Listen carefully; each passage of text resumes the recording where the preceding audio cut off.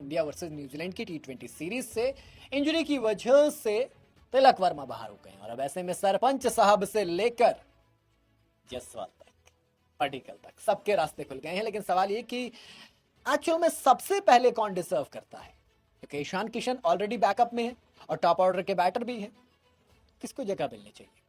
5 नाम के बारे में बात करूंगा। सबसे पहला नाम इसमें हमारे सरपंच साहब यानी कि श्रेयस अय्यर का आता है। मुंबई का ये बैटर टीम इंडिया के ओडीआई फॉर्मेट का वाइस कैप्टन है और अब फाइनली कम बैक करने के लिए तैयार है इंटरनेशनल क्रिकेट के अंदर, क्योंकि अक्टूबर 2025 में इंजरी हो गई थी। आपको याद होगा जब ओडीआई खेल रहे थे ऑस्ट्रेलिया के अगेंस्ट सिडनी में, वहां पर दिक्कत हो गई थी। लेकिन जब वापस आए 6 जनवरी को डोमेस्टिक क्रिकेट में, तो फिर 53 बॉल में 82 रन चढ़ दिए, जिसमें 10 चौके और 3 छक्के थे हिमाचल प्रदेश के अगेंस्ट। बताया कि ये जो होता है ना कि इंजरी के बाद कम बैक करना मुश्किल होता है, श्रेयस अय्यर के लिए नहीं होता है। आप कहेंगे ओडीआई फॉर्मेट है, टी20 में कहां से आएंगे? भैया टी20 का रिकॉर्ड और भी ज्यादा खतरनाक है, क्योंकि आप एक ऐसा प्लेयर चाहते हैं जिसके पास एक्सपीरियंस हो, जिसके पास एक काबिलियत ऐसी हो फॉर्म के साथ वाली, है ना। श्रेयस अय्यर ने जिस तरीके से आईपीएल में परफॉर्म किया था, 604 रन 17 इनिंग के अंदर, 50 से ऊपर का एवरेज, 175 से ऊपर का स्ट्राइक रेट, 6 जोड़ दिए थे। तो जब एशिया कप में सिलेक्शन नहीं हुआ था तभी मूड खराब हो गया था। ऐसे में इस वक्त अगर कोई दावेदार है तो वो श्रेयस अय्यर है, लेकिन श्रेयस अय्यर को गंभीर उतना पसंद करते नहीं है, तो ये भी थोड़ा सा मुश्किल है कि जगह मिलेगी नहीं मिलेगी, है ना। श्रेयस अय्यर की बात करूं तो 51 टी20 इंटरनेशनल खेले, जिसमें 1104 रन बनाए हैं, 850 ऑलरेडी जड़ चुके हैं। टॉप ऑर्डर के बैटर हैं। तिलक वर्मा को आप 3 या 4 पर खिलाओगे, उन दोनों पोजीशन पर श्रेयस अय्यर परफेक्ट फिट बैठते हैं।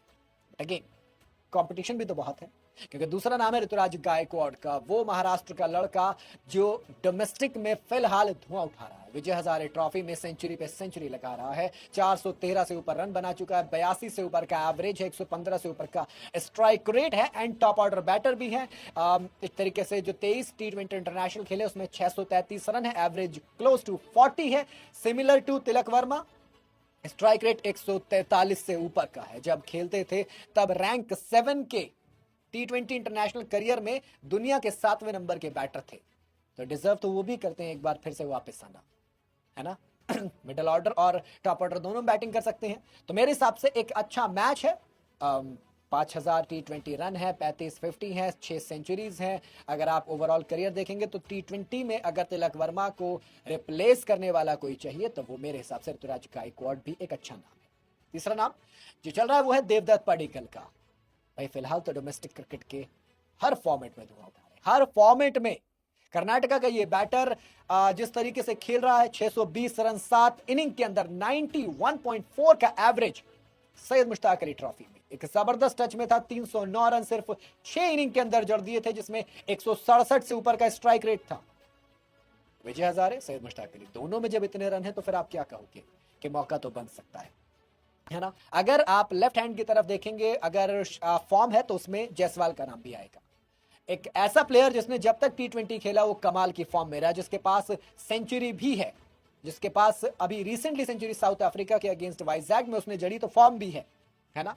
तो कहीं ना कहीं जायसवाल ने अब तक जितना टी20 करियर रहा है उसके थ्रू आप ये कह सकते हैं कि हाँ, एक लेफ्ट हैंड भी है, एक टॉप ऑर्डर का बैटर भी है, नंबर 3 पर खेल सकता है बड़ी आराम से, तो वो एक अच्छा ऑप्शन हो सकते हैं। टी20 नंबर्स अच्छे हैं, 23 टी20 इंटरनेशनल में 723 रन बनाए हैं, 36 से ऊपर का एवरेज है, 164 से ऊपर का स्ट्राइक रेट है। ऊपर से राजस्थान रॉयल्स वाली जो लास्ट ईयर था वो फॉर्म भी बताता है।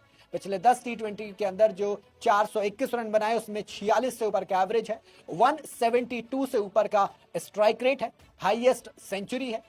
जी हाँ, आईपीएल 2025 की बात करूं तो 435 रन बनाए थे 155 के ऊपर के स्ट्राइक रेट के साथ, जिसमें 40 बॉल में 70 थे जीटी के अगेंस्ट।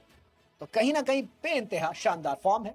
डोमेस्टिक क्रिकेट की बात करूं तो 121 टी20 मैचेस में 3682 रन, एवरेज 33 से ऊपर का, स्ट्राइक रेट 152 से ऊपर का, हाईएस्ट 146 है।